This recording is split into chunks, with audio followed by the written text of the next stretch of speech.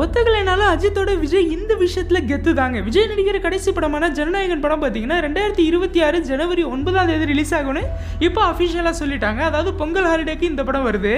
இந்த 2026 பொங்கல் ஹாலிடேவா நமக்கு கிடைக்கப்படுறது என்னன்னா மொத்தமாக 9 நாள், அதில் ஒரே ஒரு மண்டே அதையும் லீவ் போட்டோன்னா மொத்தமாக 9 நாள் லீவ் கிடைக்குது. அதாவது விஜய் மாதிரி ஒரு டாப் ஆக்டரோட படம் 9 நாள் லீவில் வந்துச்சுன்னா அதோட கலெக்ஷன் எப்படி இருக்குன்னு யோசிச்சு பாருங்க.